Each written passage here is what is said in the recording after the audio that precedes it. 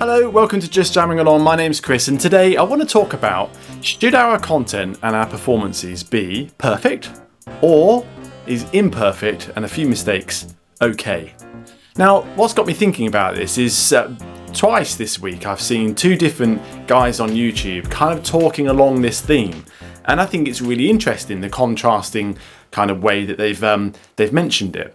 So the first person is a guy called Campbell. He's new to me. I've only just sort of started following him, but I really like his content. He's a Scottish guitar player playing on the Nashville circuit.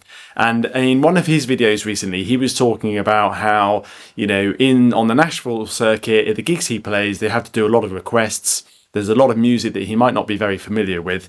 And inevitably, mistakes happen. And the point he was making was that mistakes will happen. Deal with it and move on. Don't worry about your mistakes, really, is what he was saying. And then on the other hand, I've also seen Mike Dawes this week on Rick Beato, and he mentioned that he's got sort of friends and colleagues, and he kind of thinks to himself, before they release their content, they should just make things, 10% better. I kind of given this quite a bit of thought, and I thought, first of all, I'd make the case for kind of imperfection. And I think being imperfect is what most of us are. I think probably all of us are imperfect. We're humans, we're fallible, we're not machines, we make mistakes. If we're amateurs, like I am, and we've got other commitments, work, family, and all those sorts of things, we can't spend all day, every day, perfecting a piece of music. So it gets to a stage where you just have to perhaps accept the fact that given more time, you might be able to do it better, but with the current circumstances, you've taken it as far as you can go. But I think there's a lot to be said for that, or there's a lot to be said for kind of not worrying about perfection. If you're not worried about spending more and more time making a piece of music or a performance perfect, you've got more time to move on to other projects. So I think probably your repertoire is potentially greater. You can maintain your interest by moving on, and you can get progression. Now, I'm not saying that you should just cop out and not push yourself, but I also think that actually there gets to a stage where you get diminishing returns, on something. So at that stage, that's probably the time to put a project down or perform it, post it, record it, post it, and then move on. You can actually take a lesson from people like Mozart and Bach.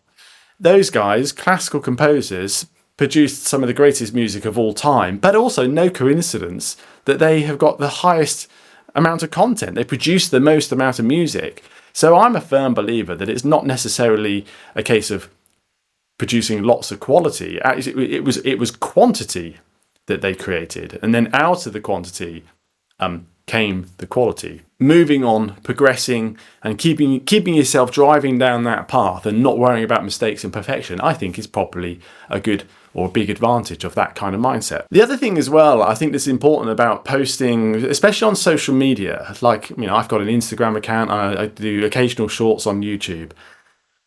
For me, it's not about posting perfect pieces of music. When it comes to music, I'm not a perfectionist. For me, music is about enjoyment. And when I post something online, yes, I do like the validation. Of course, it's nice when people comment or give it a thumbs up or whatever. And I'd be lying if I said, if I look at the percentage of thumbs down that I get on some of the shorts, that doesn't bother me. It does. But the real reason I post is because I want to create like a little document my journey through music. So actually putting it out on social media is not about perfection. It's about sort of documenting what I've done and where I'm going. And I think that's a really useful thing and something that we shouldn't be afraid to do. Social media, I don't think, is about being perfect in the context of music and performance. It should be about what we are doing. I think of it as a scrapbook. Years ago, we would have had, as kids, a paper scrapbook, and you'd have put in your postcards and your concert tickets or all your memorabilia would have got stuck in that scrapbook. And I kind of think of social media as that. It's not a place for perfection. It's a place to record your content as you travel through life. And then my final point on perfection as well is that actually mistakes, invariably, they're not as bad as you think they are. What seems like a glaring mistake to you is probably not noticeable to the majority of people. Okay, so that's my general points really for the case for imperfection. But let's look at the arguments for creating perfect content or striving to create perfect content. Well, to create perfect content, you have to push yourself, don't you? I mean, you've got to take something as far as you can. You possibly got to go to a stage where it might even be a bit of a mystery to you as to whether you can actually achieve it or not. You've got to keep pushing yourself, whether it's technique, whether it's speed, whether it's physically stretching your fingers or whatever it might be to actually play the piece of music to a really high standard. Or it might be perfecting tone and equipment and sound to make sure that it sounds as best as it possibly can. And doing all that has got to be a great learning environment. By pushing yourself, you're going to be learning more. And then also, really importantly as well, by pushing yourself, you're probably going to make future pieces of music more achievable and more attainable.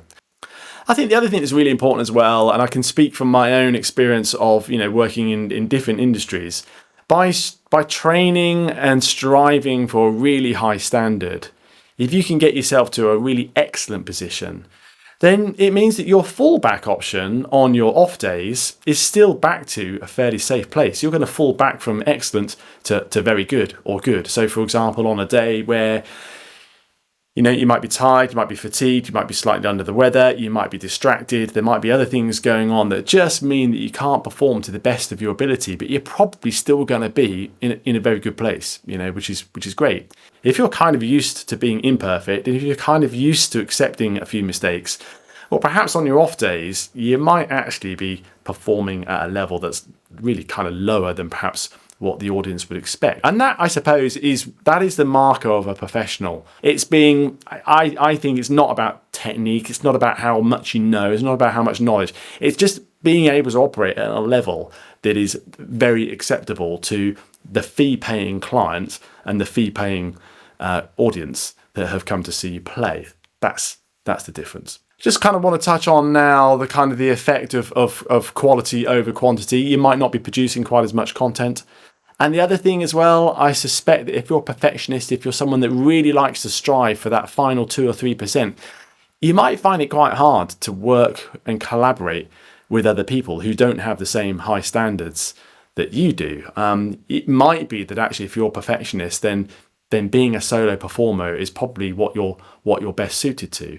That said, I mean, I could talk in another video about sort of teamwork. If you're in a band and you're the perfectionist, then actually the band should work to people's strengths and weaknesses. If you're the perfectionist in the band, then perhaps you're the ideal person to spend time, I don't know, mixing a recording session in a studio, if that's what you can do. If you've got those sorts of skills, you might be the sort of person that is happy to stay up all night working on the detail of a performance, or the detail of a mix, or working out the fine details of organising the logistics of your band and gig or your tour or whatever it might be. So that's one of the things that I think is quite important, is that if someone's a perfectionist and someone's not a perfectionist in a band, it doesn't make one better than the other. It's important that you work to each other's strengths and you kind of delegate responsibilities that suit each other's styles and personalities. For me personally, I like imperfection. I like to kind of